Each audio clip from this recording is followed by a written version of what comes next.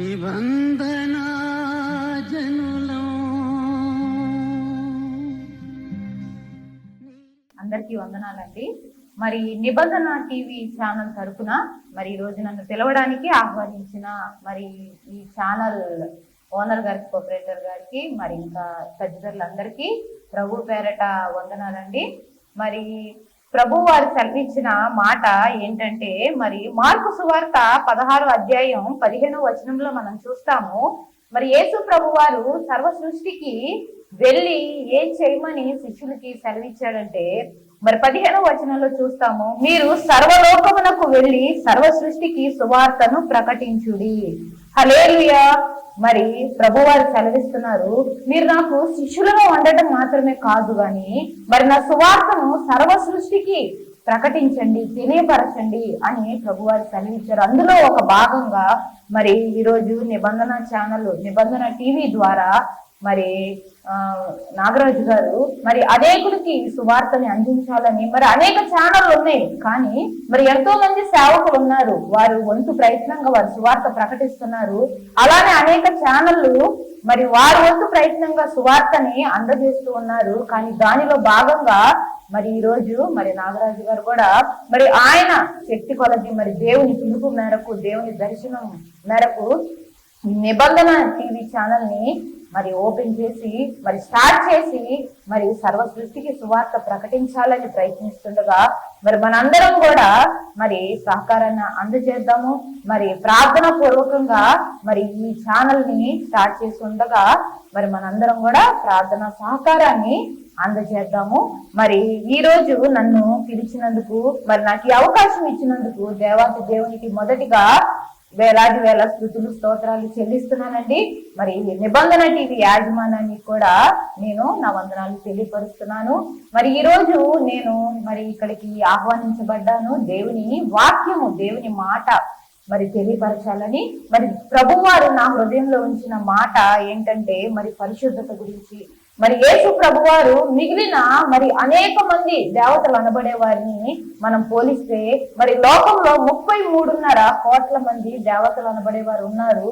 మరి యేసు ప్రభువారు కూడా ఒక దేవునిగా మరి పిలువబడుతున్నారని అందరూ అనుకుంటారు, కానీ వారిలో మరి యేసు ప్రభువారిలో మరి ఉన్న మేజరు ఒక ప్రత్యేకమైన గుణము, మరి తేడా ఏంటంటే పరిశుద్ధత.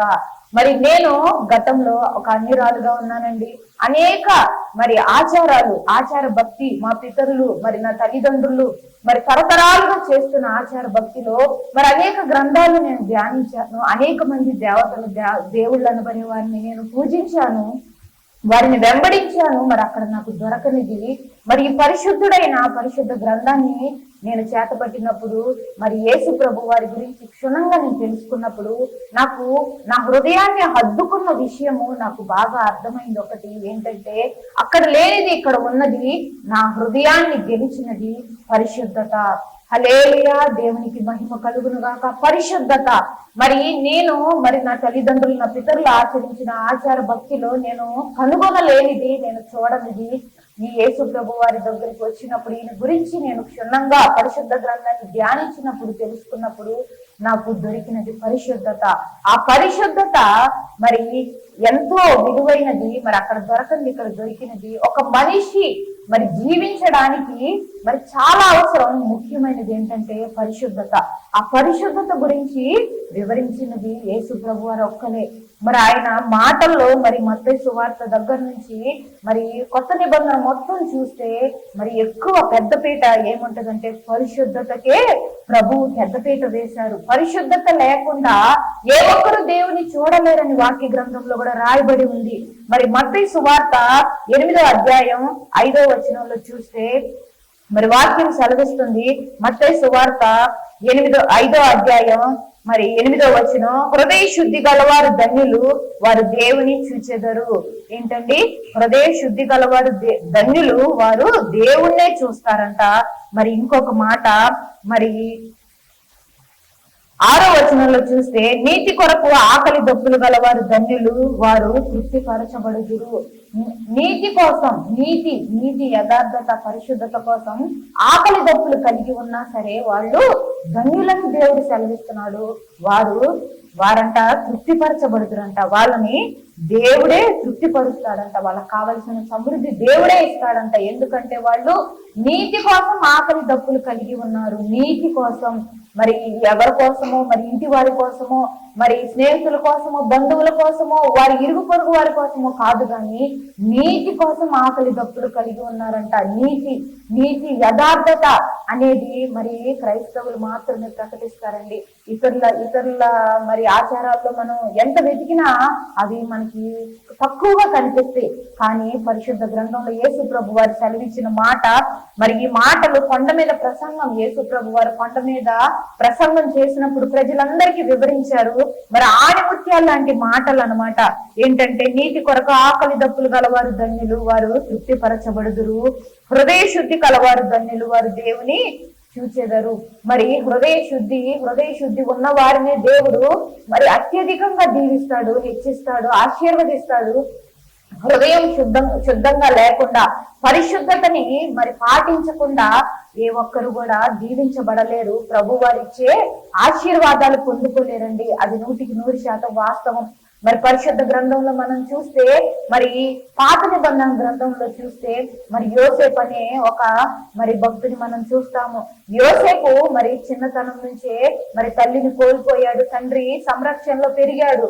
కానీ మరి ఆ భక్తుడు, మరి ఆ యొక్క వ్యక్తి యోసేపు తండ్రి చెప్పిన మరి దేవుని గుణగణాల గురించి, దేవుని గురించిన మరి ఆయన యొక్క విశేషాలు, ఆయన యొక్క మరి మహిమ, గొప్పతనం గురించి తెలుసుకొని మరి పెరుగుతూ ఉన్నాడండి. ఒకానొక సమయంలో మరి సొంత అన్నలే అతని మీద ఈర్ష్య ద్వేషంతో మరి అతన్ని అమ్మి వేయడం జరిగింది. అమ్మి వేయబడినప్పుడు మరి ఆ యోసేపు మరి ఒక పొతిఫర్ ఇంటిలో మరి ఒక యజమానుడు, మరి రాజుగారి దగ్గర, రాజుగారి కొలువులో పనిచేసే ఒక పొతిఫర్ అనే అతని ఇంట్లో పనివాడిగా ఉన్నాడు.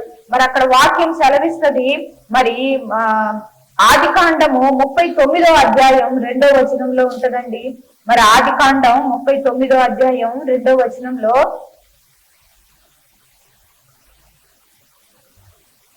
రెండో వచనంలో ఉంటది, యెహోవా యోసేపునకు తోడై ఉండెను గనుక అతడు వర్ధిల్లుచు తన యజమానుడగు ఆ ఐగుప్తుని ఇంట ఉండెను. హల్లెలూయా, దేవునికి మహిమ కలుగును గాక. ఇక్కడ స్పష్టంగా రాసి ఉంది ఏంటంటే, యెహోవా యోసేపునకు తోడై ఉండెను గనుక.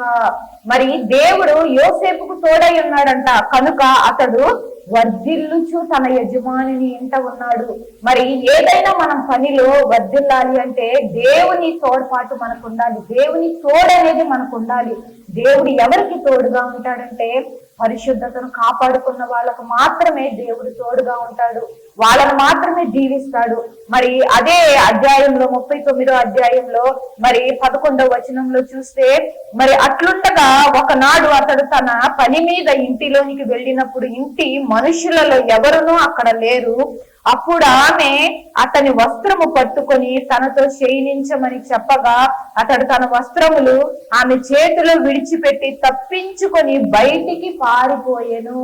హల్లెలూయా, దేవునికి మహిమ కలుగును గాక. మరి ఇక్కడ చూస్తే యజమానుడు ఇంట్లో లేడు, యజమానురాలికి మరి ఇష్టడుగా ఉన్నాడు యోసేపు. ఎందుకు ఇష్టడుగా ఉన్నాడంటే, మరి ఇక్కడ 2వ వచనంలో మనం చూస్తాము, యెహోవా యోసేపుకు తోడై ఉండెను గనుక అతడు వర్ధిల్లుచు తన యజమానుని ఇంట్లో ఉన్నాడు. అంటే దేవుడు మరి యోసేపుకు తోడుగా ఉన్నాడు గనుక మరి తన యజమానిని ఇంట్లో మరి అతను వర్ధిల్లుచు ఆ ఇంట్లో పని చేస్తా ఉన్నాడు. మరి ఒక వ్యక్తి పట్టిందల్లా బంగారం అవుతా ఉంది. ఒక వ్యక్తి ఏ పని స్టార్ట్ చేసినా అందులో విజయమే గాని అపజయం లేదు.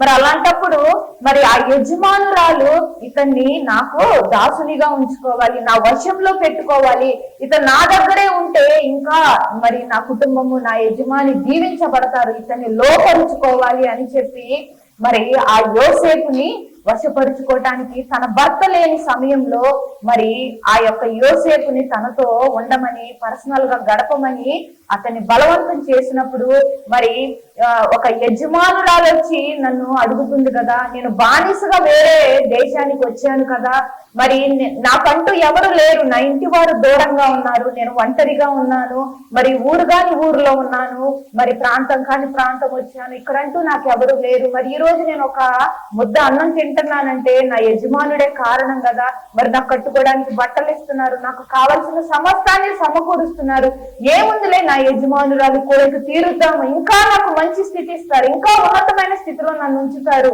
అని యోసేపు ఆశపడలేదు, యజమానురాలికి లోబడలేదు, కానీ మరి చూచుచున్న దేవునికి లోబడ్డాడండి. హల్లెలూయా, దేవునికి మహిమ కలుగును గాక.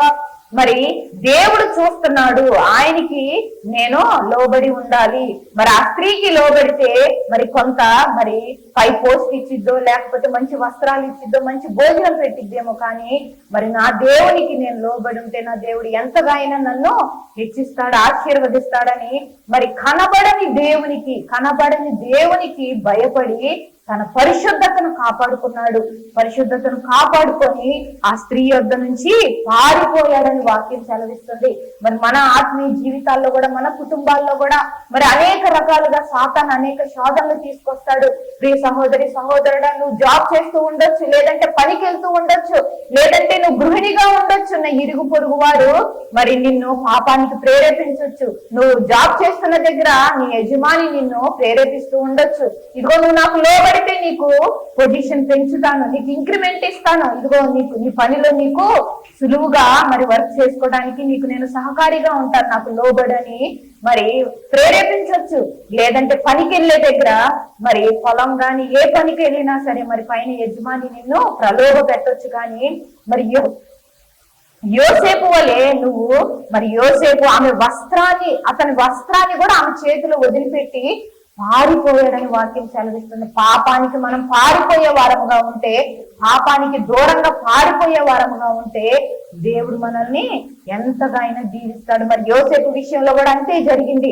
మరి ఇక్కడ వాక్యంలో రాయబడి ఉంది, అతను మరి ఆమె చేతిలో తన వస్త్రాన్ని విడిచిపెట్టి పారిపోయాడు. మనం కూడా మరి ఎక్కడైతే పాపానికి ప్రేరేపించే పరిస్థితులు ఉంటాయో, ఎక్కడైతే పాపం మనల్ని ప్రలోభ పెట్టే లోపరుచుకునే పరిస్థితులు ఉంటాయో, మరి ఆ పరిస్థితి నుండి మనం పారిపోయే వారముగా ఉండాలి. ఎందుకంటే మరి మనుషులు చూస్తూ ఉంటారు, మనం వారి కను మెరలో కను సైగల్లో ఉన్నప్పుడు మాత్రమే మనుషులు మనల్ని చూస్తారు. కానీ మరి వాక్యం సెలవిస్తుంది, యెహోవా కను దృష్టి లోకమంతా సంచరిస్తుంది. హల్లెలూయా. మరి మనం ఎక్కడున్నా సరే, బాత్రూమ్ లో ఉన్నా, పడక గదిలో ఉన్నా, మరి ఏ మూలం ఉన్నా సరే యెహోవా కను దృష్టి మనల్ని చూస్తూ ఉండండి. ఆ వాక్యము మరి యోసేపు నమ్మాడు గనుక మరి తన యజమానుడు లేడు ఇంట్లో, మరి తన యజమానురాలుతో తను మరి శయనించవచ్చు, పాపం చేయొచ్చు. కానీ యోసేపు దేవునికి భయపడ్డాడు. యెహోవా కను దృష్టి లోకమంతా సంచరిస్తుంది, లోకమంతా సంచరిస్తున్న నా దేవుని ఎదుట నేను ఇంత పాపం ఎలా చేస్తానని చెప్పి మరి యోసేపు తన వస్త్రాన్ని కూడా యజమానురాల దగ్గర విడిచిపెట్టి పారిపోయాడు. మరి అలా పారిపోయినందుకు ఏం జరిగిందంటే మరి అతను జైల్లో వేయబడ్డాడు. ఏంటి మరి పరిశుద్ధత కాపాడుకొని మరి ఇంత దేవుడు తోడుగా ఉన్నాడని రాయబడి ఉంది కదా, అలాంటి వ్యక్తి జైల్లో వేయబడి మరి అనేక శ్రమలు అనుభవిస్తున్నాడండి. మరి ఇక్కడ వాక్యం అదే సెలవిస్తుంది, ఏమనంటే మరి మత్తయి సువార్త 8వ అధ్యాయం 5వ వచనంలో, నీతి కొరకు ఆకలి దప్పులు గలవారు ధన్యులు, వారు తృప్తిపరచబడుదురు. ఈ వాక్యము కరెక్ట్ గా యోసేపు విషయంలో జరిగిందండి. ఏమనంటే మరి అతడు నీతిగా జీవించాలి, నీతిగా యథార్థంగా ఉండాలని యజమానురాలికి లోబడలేదు, పాపానికి నో చెప్పి మరి అక్కడి నుంచి తన వస్త్రాన్ని కూడా విడిచిపెట్టి పారిపోయాడు.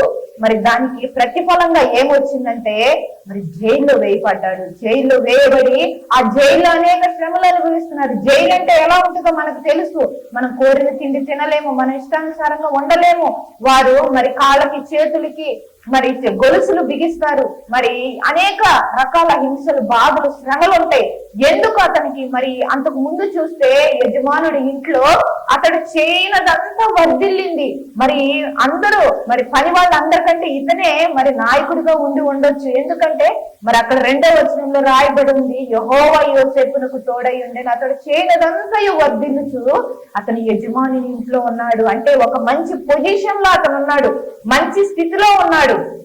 కానీ మరి పాపానికి, యజమానురాలికి మరి నో చెప్పటం వల్ల, పాపానికి నో చెప్పటం వల్ల, అంటే నీతి కొరకు మరి అతను మరి ఆ పరిశుద్ధతను కాపాడుకొని మరి యజమానురాలికి మరి నో చెప్పటం వల్ల మరి ఏం చేయబడ్డాడంటే జైల్లో వేయబడ్డాడు. ఆ యజమానురాలు తన భర్త వచ్చినప్పుడు యోసేపు మీద వ్యతిరేకంగా చెప్పి, అతడే నన్ను మరి వశపరుచుకోవడానికి, లోపరుచుకోవడానికి నా దగ్గరకు వచ్చాడు, నేను కేక వేస్తే పని వాళ్ళు వచ్చారు, అతను వస్త్రం నా దగ్గర వదిలేసి పారిపోయాడు అని ఆమె అబద్ధం చెప్పింది. కానీ దేవుడు చూస్తున్నాడండి.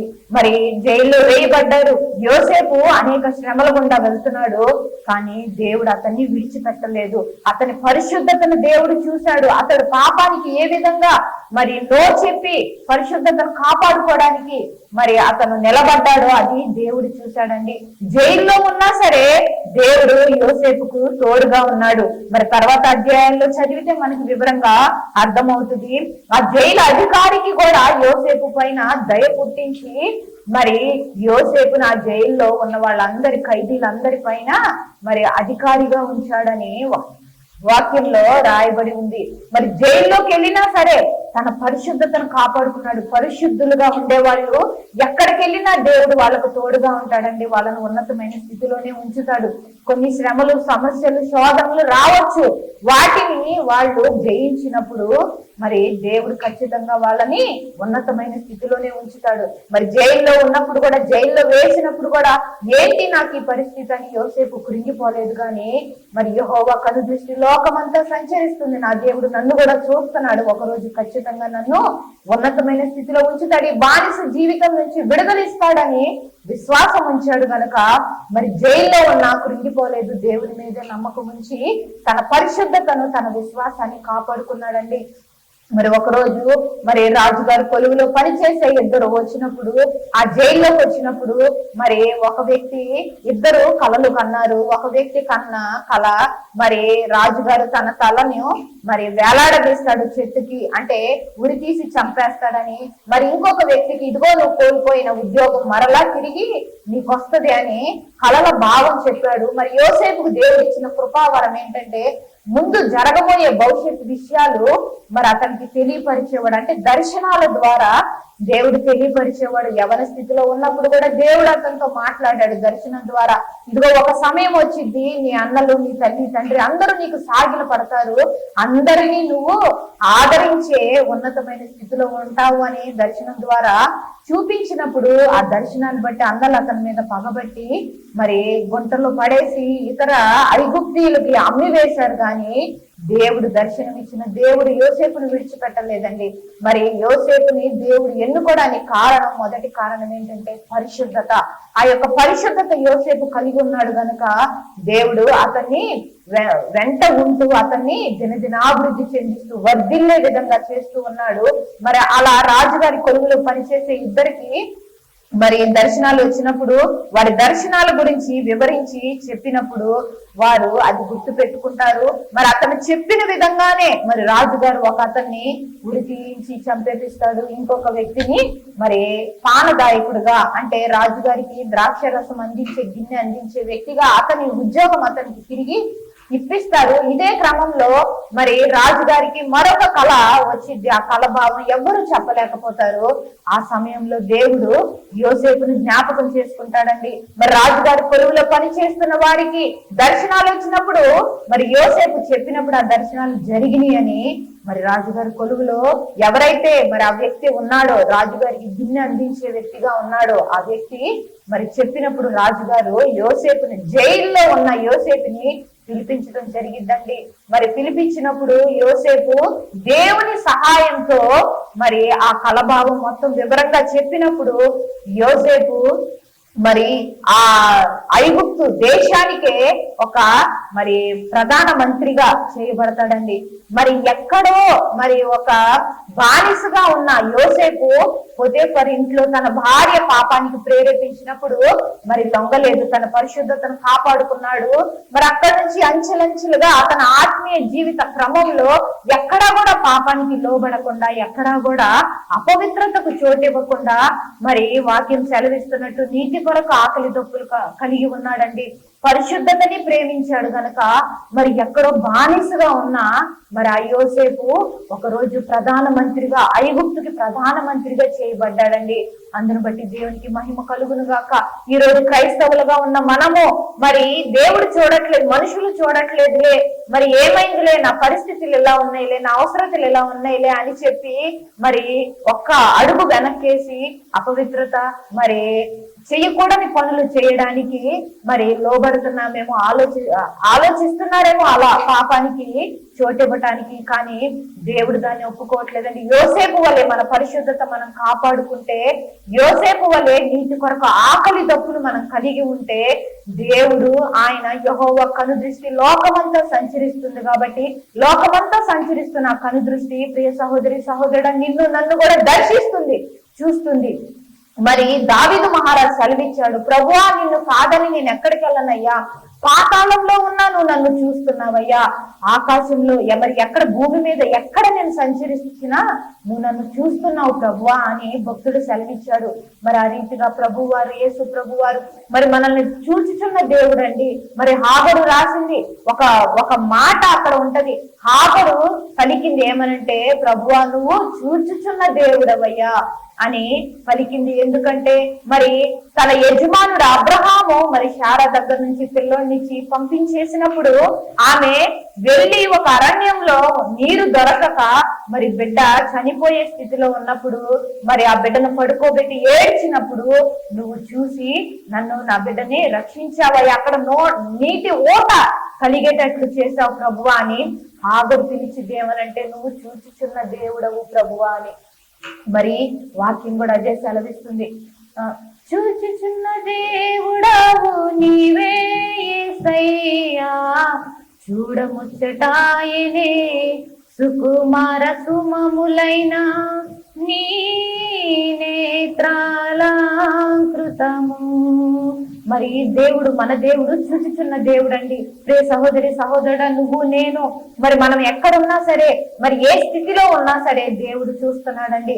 దేవుడు చూస్తున్నాడని మన పరిశుద్ధతను మనం కాపాడుకున్నప్పుడు దేవుడు యోసేపుని మరి ఒక బానిసగా ఉన్న యోసేపుని ఏ రీతిగా ప్రధాన మంత్రిగా చేశాడో, మరి నిన్న నేడు నిరంతరం ఏకరీతిగా ఉన్న దేవుడు ఆనాడు మరి యోసేపుకు తోడయుండి వర్ధిల్లింప చేసి మరి ఉన్నతమైన స్థితిలో ఉంచాడు. ఈనాడు కూడా ఆ దేవుడు సజీవుడు మన మధ్యలో ఉన్నాడు. మరి మనల్ని కూడా ఖచ్చితంగా మన విశ్వాసాన్ని బట్టి, మన పరిశుద్ధతను బట్టి, మన నమ్మకత్వాన్ని బట్టి ఖచ్చితంగా ఉన్నతమైన స్థితిలో ఉంచుతాడు. కాబట్టి మనం ఎక్కడా కూడా పాపానికి కాంప్రమైజ్ అవ్వద్దు. ఎక్కడా కూడా మరి సాతాను తీసుకొచ్చే ఆ యొక్క భ్రమలకు మరి ప్రలోభాలకి లోబడకుండా మన పరిశుద్ధతను, మన ఆత్మీయ జీవితాన్ని కాపాడుకోవాలి. మరి తద్వారా దేవుడిచ్చే మరి ఉన్నతమైన స్థితిని, ఆశీర్వాదాలు మనం తప్పకుండా పొందుకుంటామండి. మరి ఒక్క మాట చెప్పి నేను మరి నా మాటలు ముగిస్తానండి. మరి వాక్యంలో చూస్తే దావీదు మహారాజు మరి చిన్న వయసు నుంచే దేవుణ్ణి మరి రోజుకి 7 సార్లు నేను దేవుణ్ణి స్తుతిస్తాను, 3 సార్లు మరి ప్రార్థిస్తానని వాక్యంలో మరి కీర్తనల గ్రంథంలో చూస్తే చదివితే మరి అనేక చోట్ల మరి దావీదు సెలవిచ్చాడు, దేవుణ్ణి నేను 7 మార్లు స్తుతిస్తున్నాను అని. మరి అలాగే దానియేలు భక్తుడు కూడా రోజుకి 3 మారు దేవుణ్ణి స్తుతించే వ్యక్తిగా ఉన్నాడు. వీళ్ళిద్దరి మధ్యలో డిఫరెన్స్ ఒకసారి చెప్పి మరి నేను నా మాటలు ముగిస్తానండి. మరి దావీదు మరి 7 సార్లు దేవుణ్ణి స్తుతించే వాడిగా ఉన్నాడు. ఒకానొక సమయం వచ్చినప్పుడు మరి వసంత కాలంలో రాజులందరూ యుద్ధానికి వెళ్ళినప్పుడు వారితో కలిసి యుద్ధం చేయవలసిన దావీదు మరి 7 సార్లు రోజుని స్తుతించవలసిన దావీదు తన స్తుతిని మరి దేవుని భక్తిని పక్కన పెట్టి ఉదయమంతా పడుకొని సాయంకాలం లెగిసి మరి డాబా మీద మేడగది పైన అటు ఇటు తిరుగుతున్నప్పుడు స్నానం చేస్తున్న ఒక స్త్రీని చూసి మరి పాపం చేసినట్లు అక్కడ వాక్యంలో రాయబడి ఉందండి. మరి అదే విధంగా దానియేలుని తీసుకుంటే, దానియేలు యవ్వనస్తుడుగా ఉండి మరి ఒక బబులోను దేశానికి బానిసగా కొనుక్కోబడినప్పుడు మరి తన ఆహారం ద్వారా కూడా తన శరీరాన్ని అపవిత్రపరుచుకోకూడదని మరి వారి మీద ఉన్న అధికారిని రిక్వెస్ట్ చేసి బ్రతిమాలి, మరి మాకు ఆ దేవతలకు బలి ఇచ్చిన మాంసాహారం, ఆ ఆహారం మాకొద్దు, కానీ మరి మేము కాయగూరలే, మరి మామూలు ఆహారాన్ని మేము తీసుకుంటాము, తింటాము, మాకు సెలవివ్వు అని చెప్పి బ్రతిమాలినప్పుడు మరి ఆ అధికారి, ఇదిగో రాజుగారికి తెలిస్తే వారి మొహం కంటే మీ మొహం వాడిపోయినట్లుంటే మీకు మంచి ఆహారం పెట్టలేదని నన్ను శిక్షిస్తాడు అన్నప్పుడు మరి దానియేలు చెప్తాడు, ఒక 10 రోజులు గడిపివ్వండి, మేము శాకాహారమే తింటాము, మా శరీరాలను ఆ మాంసాహారం ద్వారా ఆ దేవతలకు బలి ఇచ్చిన ఆ మాంసాహారం ద్వారా మా శరీరాన్ని మేము అపవిత్రపరుచుకోవడానికి ఇష్టపడట్లేదు, మా దేవుడు మాకు అది సెలవిచ్చాడని మరి ఈ శాకాహారాన్ని మాకు పెట్టండి,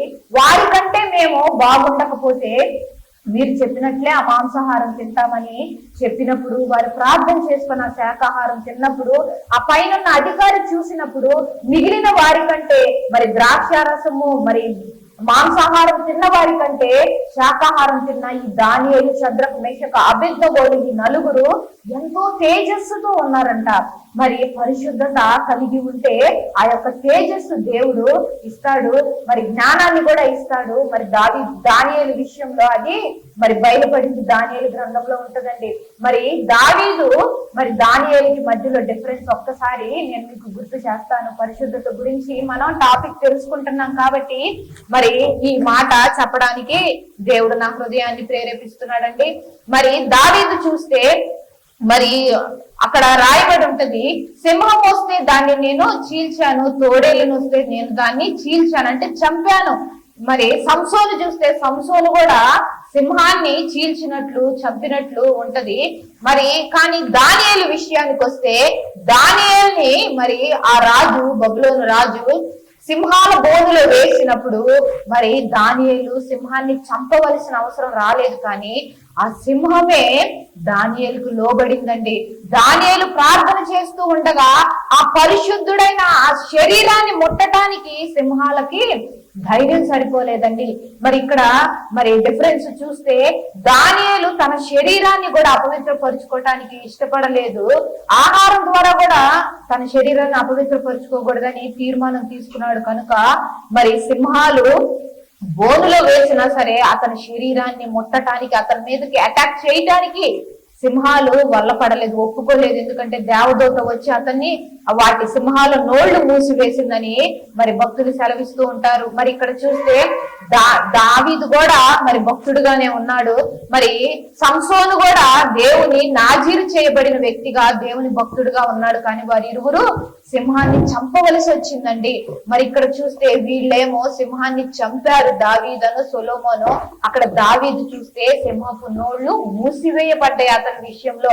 మరి ఈ రోజు మనం క్రైస్తవులుగా ఉన్న మనము మరి వాక్యం సెలవిస్తుంది, అపవాది అయిన సాతాను గర్జించు సింహము వలె ఎవరిని మృంగుదునా అని దివారాత్రములు తిరుగుచున్నాడని వాక్యం సెలవిస్తుంది. ఆ యొక్క సింహం ఎవరంటే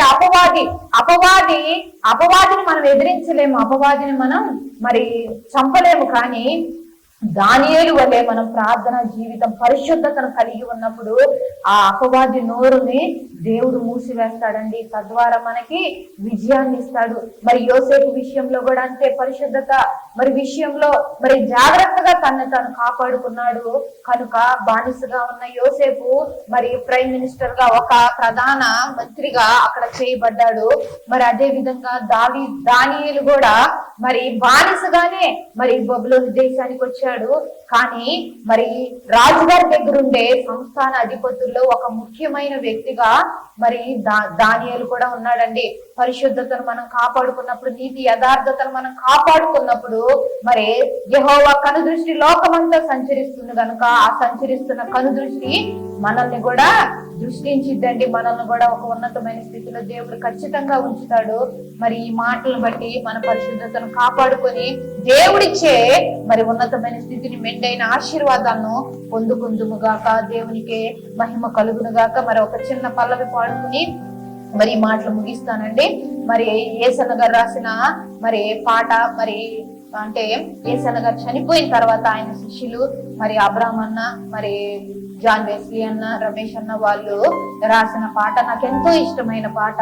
మరి ఏం పాట అంటే, పరిశుద్ధతలో మహనీయుడవు నీ వంటి దేవుడు జగమున లేడు, పరిశుద్ధతలో మహనీయుడవు నీ వంటి దేవుడు జగమున లేడు నాలో.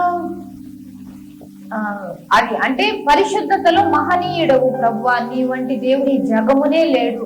నిజంగా చూస్తే అంత పరిశుద్ధుడు మరి ఏ దేవుని ఎవరిని మనం పోల్చినా గానీ పరిశుద్ధత అనేది కనపడదండి.